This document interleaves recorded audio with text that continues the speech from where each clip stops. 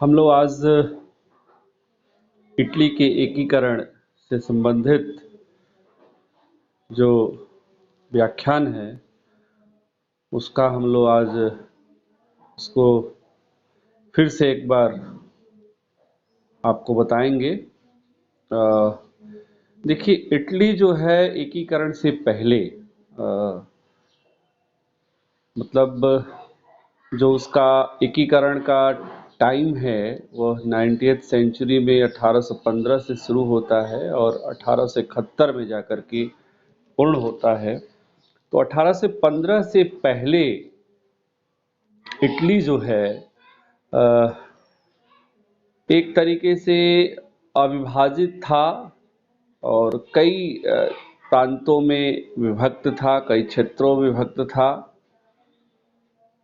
उनमें lack of unity थी और विशेष रूप से ऑस्ट्रिया उसके एकीकरण में सबसे बड़ा बाधक था। फ्रांस का भी प्रभाव था और ये राष्ट्र नहीं चाहते थे कि एकीकरण इटली का पूर्ण हो। नेपोलियन बोनापार्ट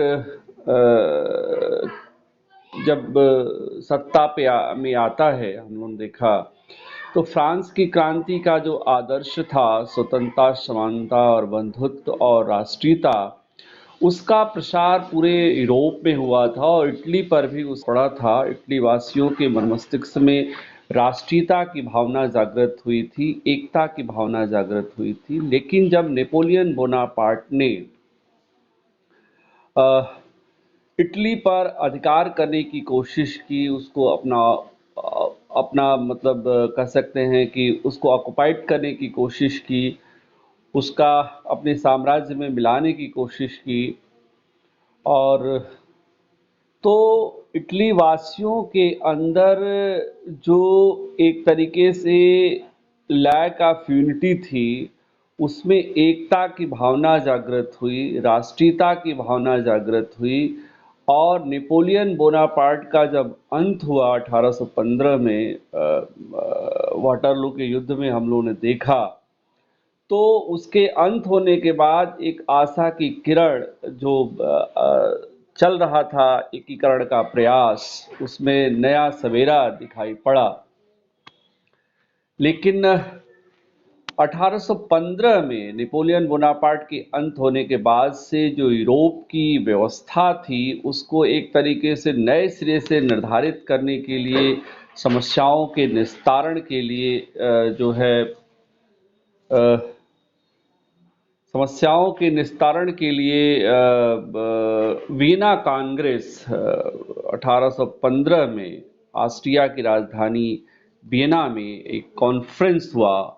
और यह कॉन्फ्रेंस चूंकि ऑस्ट्रिया में हुआ था और ऑस्ट्रिया का प्रभाव था, फ्रांस का प्रभाव था, इसलिए इटली के एकीकरण की दिशा में जो प्रयास हो रहे थे, जो लोगों की आशाएं नेपोलियन बोनापार्ट के अंत के बाद से दिख रही थी कि इटली को एकीकृत कर दिया जाएगा, अब इटली अविभाजित नहीं रहेगा, उसमें जो उसकी समस्याएं हैं उसका निस्तारण हो जाएगा।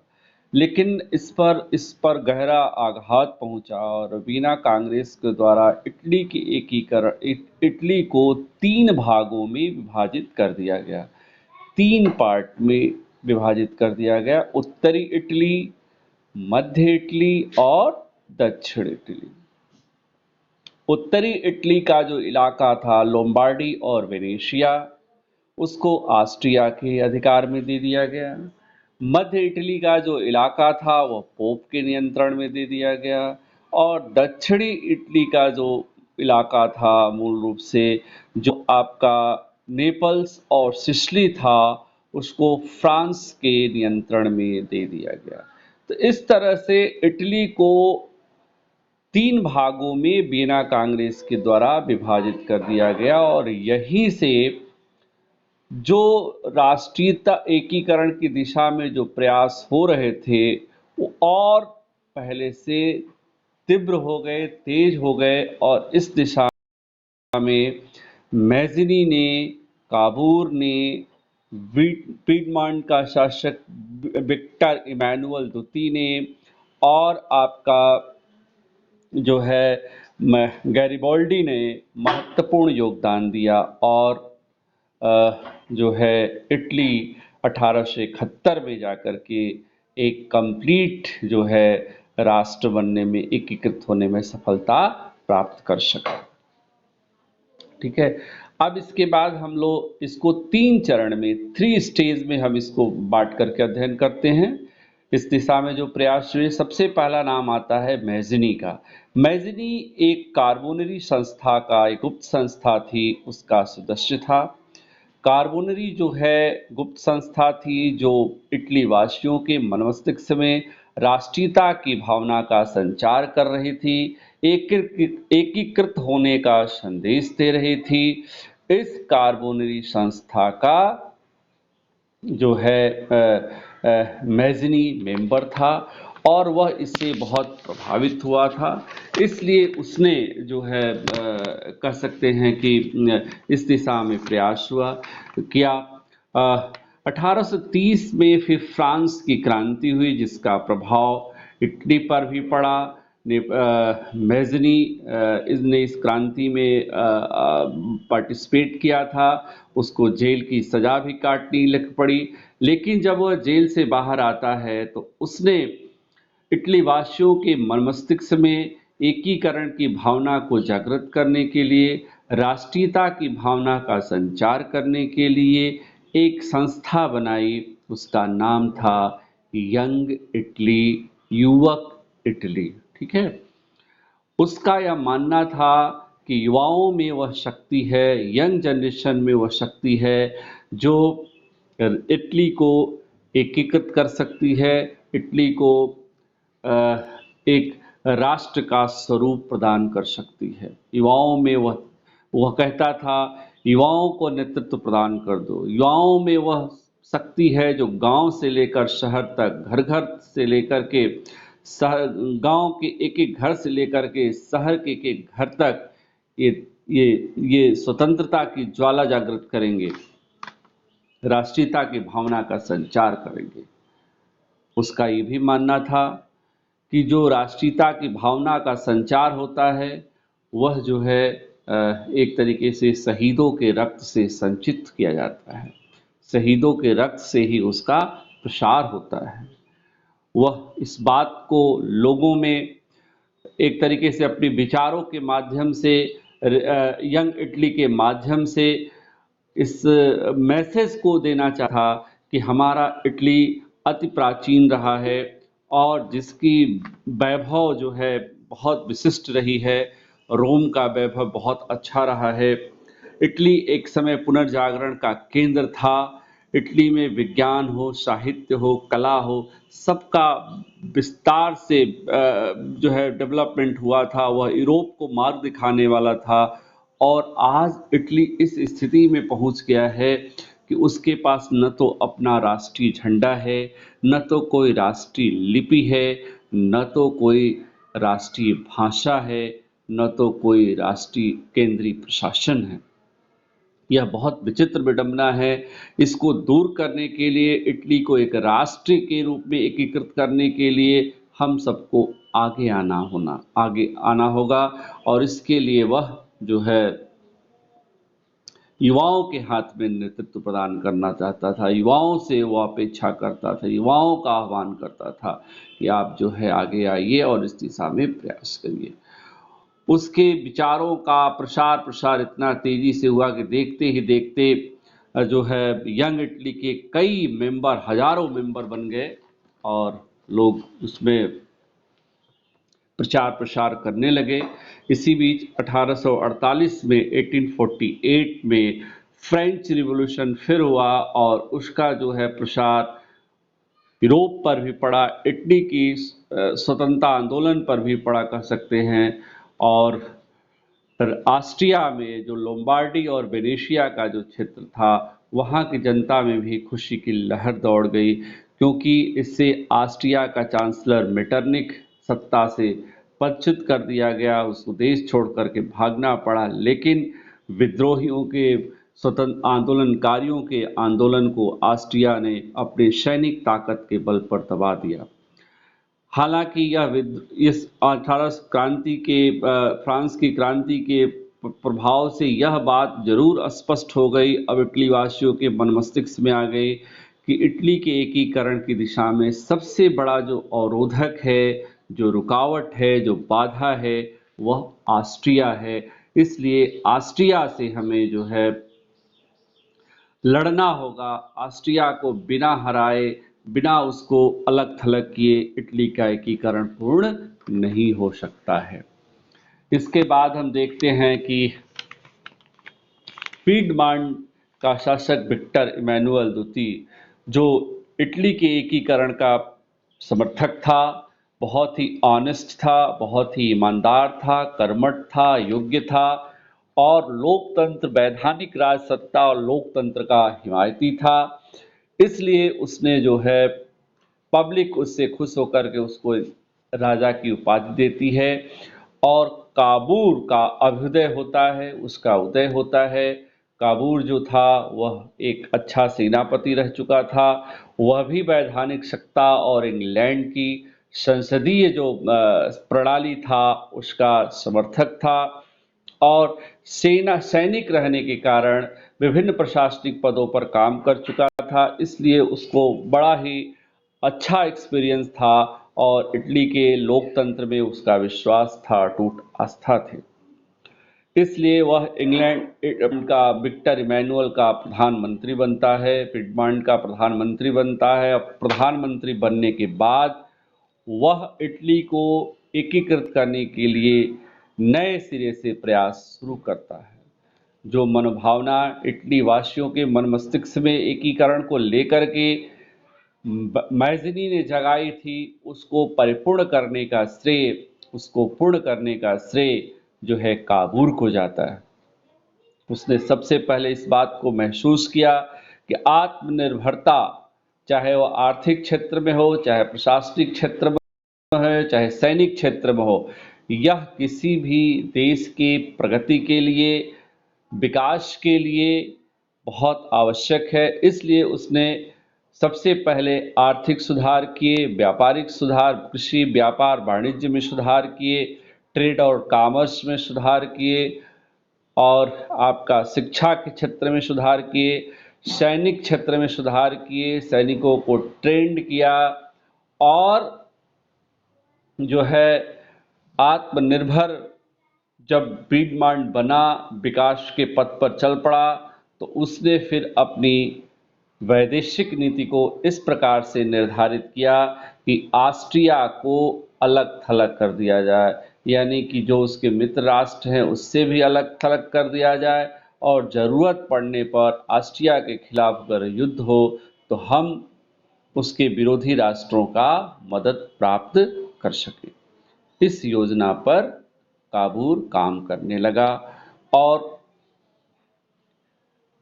इसका सुनहरा अवसर उसको प्राप्त हुआ क्रीमिया के युद्ध में 1854 से लेकर के 1856 में 1854 टू 1856 जो है क्रीमिया का युद्ध हुआ। इसमें फ्रांस और ऑस्ट्रिया एक दूसरे के खिलाफ लड़ रहे थे।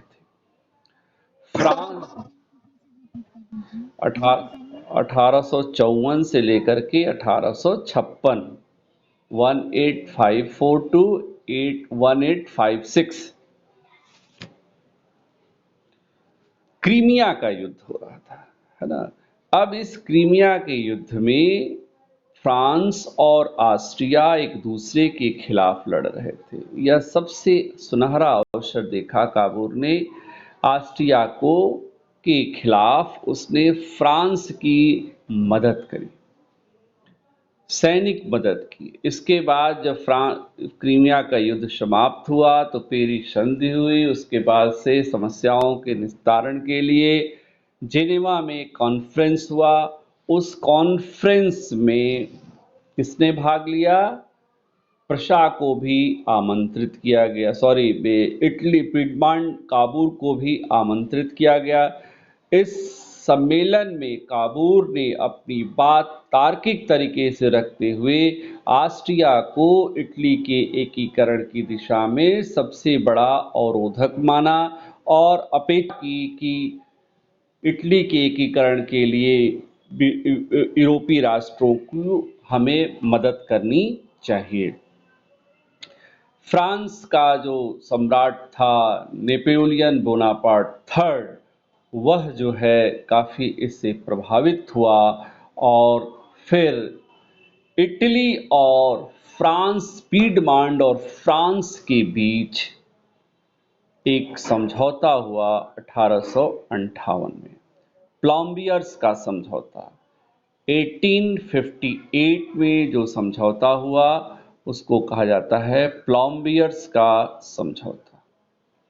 इस प्लॉम्बियर्स के समझौते के तहत यह निश्चित किया गया कि फ्रांस जो है ऑस्ट्रिया के खिलाफ युद्ध होने पर पीडमांड को 2 लाख सैनिक सहयोग प्रदान करेगा।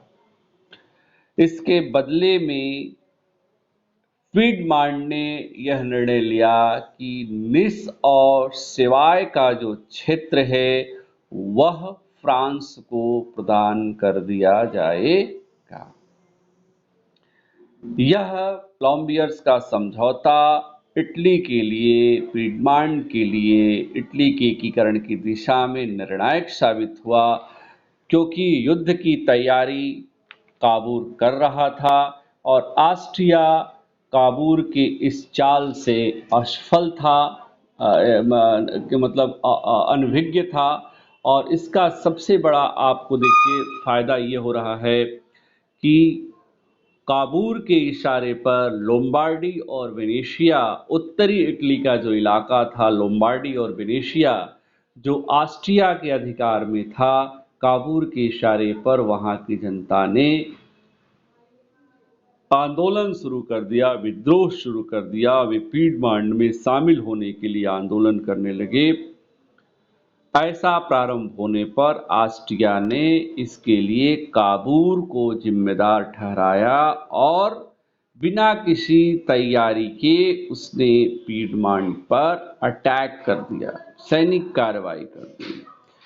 अब प्लॉम्बियर्स की संधि के समझौते के अंतर्गत फ्रांस ने जो सैनिक सहायता का आश्वासन दिया था, 2 लाख सैनिक मदद प्राप्त हो गई। इटली जीत रहा था, पीडमांड जीत रहा था।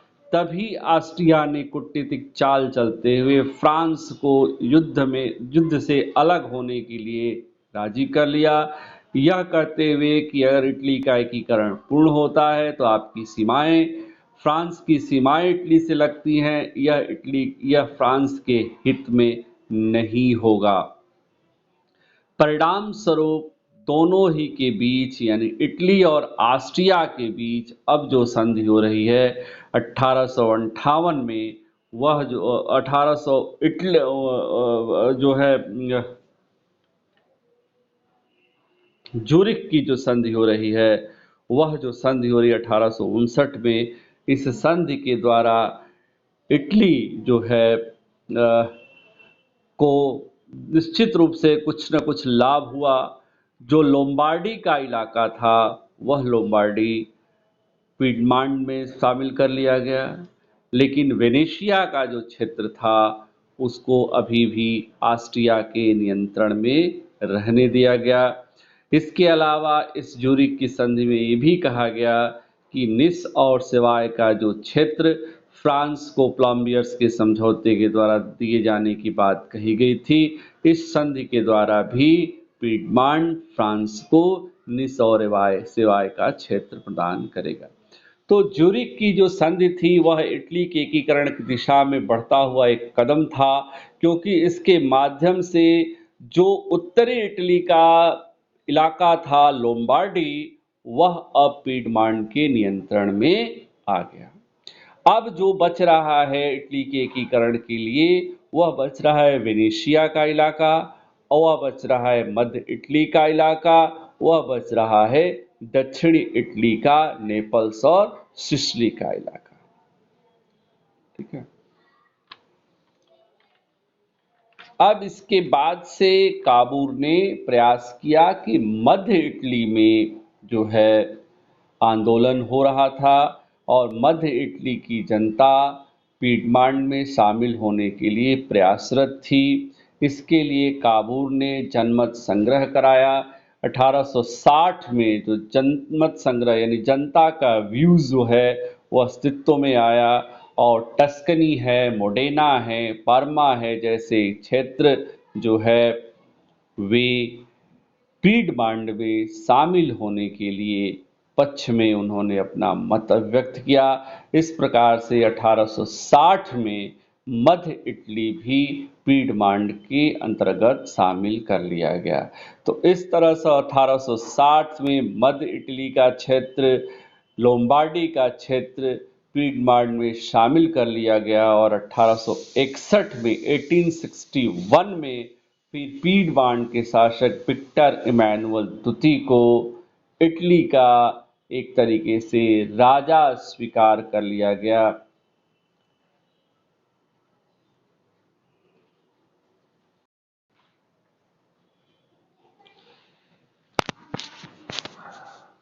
ठीक है बेटा। अब जो है दक्षिणी इटली में सिसिली और नेपल्स बचे हुए थे और रोम पर अधिकार करना बचा हुआ था। ठीक है। अब गैरिबाल्डी का अभ्युदय होता है। वह नौसेना में काम कर चुका था, काबूल के विचारों से बहुत प्रभावित था। वह भी एक सेनापति रह चुका था तो वह भी सैनिक कार्रवाई के पक्ष में था। इसलिए उसने जो है एक अपना दल बनाया जिसका नाम था लाल कुर्ती दल, रेड शर्ट पार्टी। ठीक है। और उसने दक्षिणी इटली के जो राज्य थे सिसिली और नेपल्स, वहां पर फ्रांस से स्वतंत्र के लिए जनता को आंदोलन करने के लिए प्रेरित किया। जनता फ्रांस से अलग होने के लिए आंदोलन कर रही थी, वह पीडमांड में शामिल होना चाह रही थी। उसके आंदोलन के खिलाफ फ्रांस ने जब कार्रवाई की तो गैरिबाल्डी ने सैनिक कार्रवाई करते हुए नेपल्स और सिसिली पर 1860 में अधिकार कर लिया और फ्रांस का जो शासक था फ्रांसिस द्वितीय, उसको देश छोड़ करके भागना पड़ा।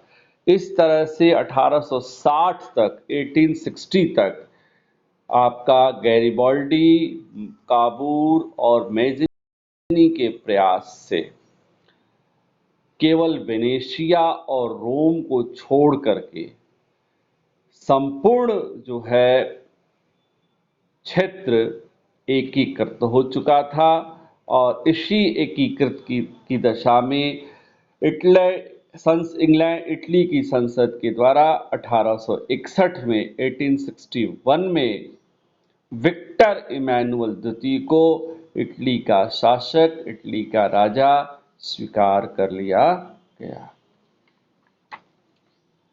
अब हमारे सामने रोम और वेनेशिया। रोम और वेनेशिया पर अधिकार, जर्मनी के एकीकरण के लिए जो युद्ध हो रहे थे, चाहे वो फ्रांस और प्रशा का युद्ध हो, चाहे इटली और प्रशा का युद्ध हो, प्रशा और ऑस्ट्रिया का युद्ध हो या प्रशा और फ्रांस का युद्ध हो, इन दोनों युद्धों से इटली के एकीकरण की दिशा में जो रोम और वेनेशिया था उन पर अधिकार करने में सफलता प्राप्त होती है।